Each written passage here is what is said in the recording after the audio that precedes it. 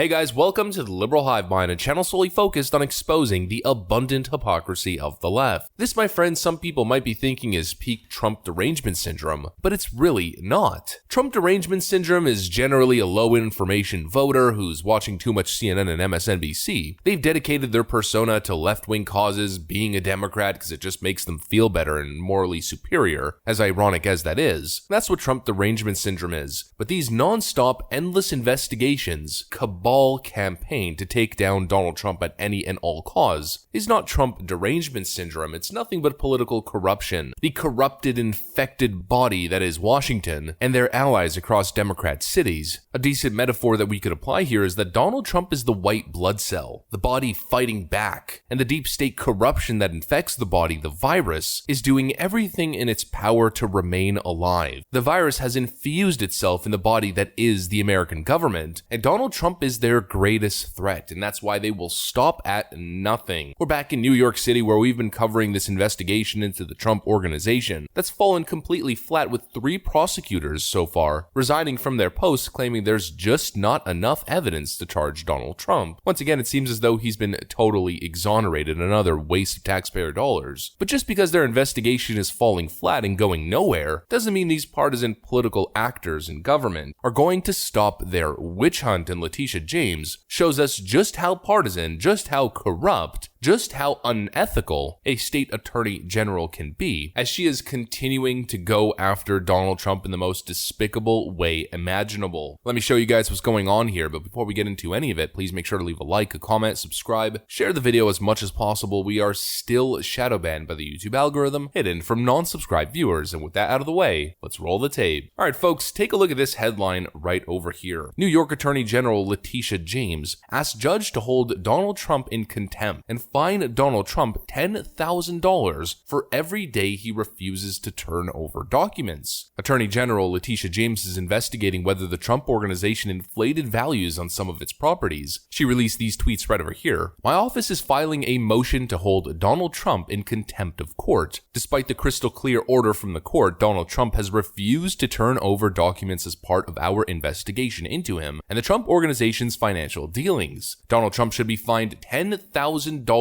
per day for every day that he continues to violate our court's order to provide these documents to my office. No one is above the law. I mean, what a complete joke. The immediate question that comes to mind with Letitia James is, don't you have anything better to do than to harass Donald Trump? Of course she doesn't, because that's literally what she got elected for. And what would you say to people who say, oh, I'm not going to bother to register to vote because my voice doesn't make a difference, or I'm just one person?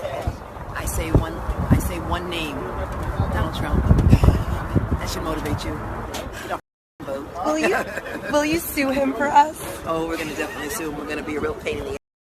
He's going to know my name personally. I love it. He probably does already.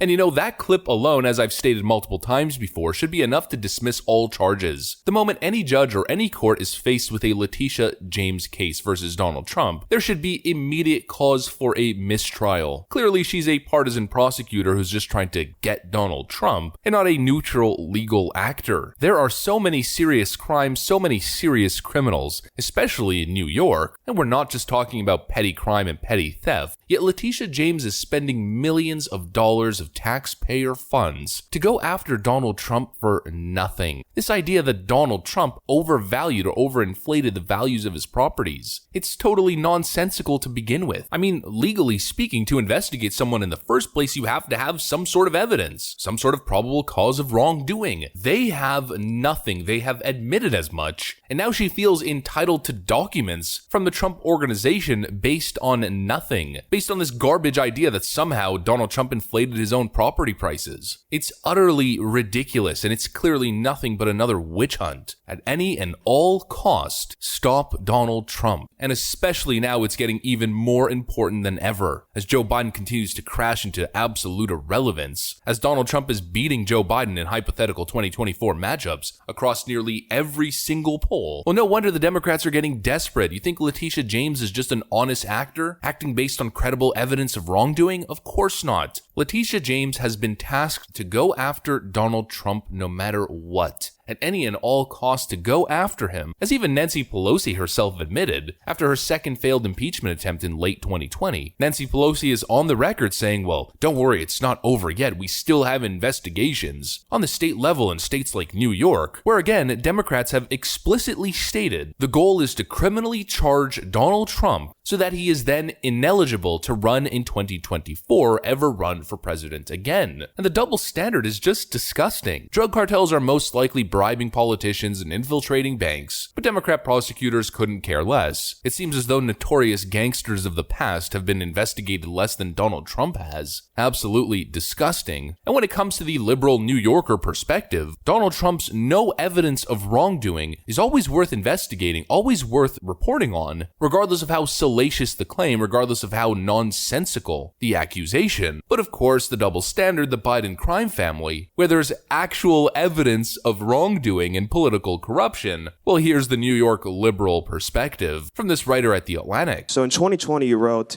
those who live outside the Fox News bubble do not, of course, need to learn any of the stuff about Hunter Biden, referring to his laptop, of course. A poll later after that found that if voters knew about the content of the laptop, 16% of Joe Biden voters would have acted differently. Now, of course, we know a few weeks ago, the New York Times confirmed that the content is real. Do you think the media acted inappropriately when they instantly dismissed Hunter Biden's laptop as Russian disinformation? And what can we learn from that in ensuring that what we label as disinformation is truly disinformation and not reality? I mean, my problem with Hunter Biden's laptop is I think totally irrelevant. I mean, it's not whether it's disinformation or, I mean, I don't think the Hunter Biden's business relationships have anything to do with who should be president of the United States. So I don't find it to be interesting. I mean, that would be my problem with that as a major news story. I mean, first of all, a word that is not often used in North America, the word posh. Did you guys sense that posh elitist tone? I don't find it to be interesting. No, of course not. This idea that Donald Trump overvalued his properties to secure funding, when it's literally the bank's job to value his property, that's very interesting, and Donald Trump's definitely gonna go down this time. We got him this time. But Joe Biden and the Biden crime family peddling influence to Russian oligarchs, Chinese energy companies, and Ukrainian energy companies, oh, that's just not interesting. And I don't see why it would affect whether Joe Biden should be president or not. No, of course not. This idea that he could possibly be compromised, legitimately compromised, not Steele dossier, Russia disinformation compromised, that's of no interest to the American public at all. Of course not. The witch hunt continues, folks. The double standards continue. The hypocrisy continues as these corrupt deep state Democrat actors stop at nothing to take their greatest political threat down, Donald Trump. But I'll give you guys my prediction right now. It's not gonna work. If Donald Trump stays healthy, nothing they can do will stop him. That's what I got for you guys, though. If you enjoyed this video, please make sure to leave a like, a comment, subscribe, share it as much as possible. We are still shadow banned by the YouTube algorithm, hidden from non-subscribed viewers. I'm gonna get back to work. Thanks for watching, and I'll see you on the next one.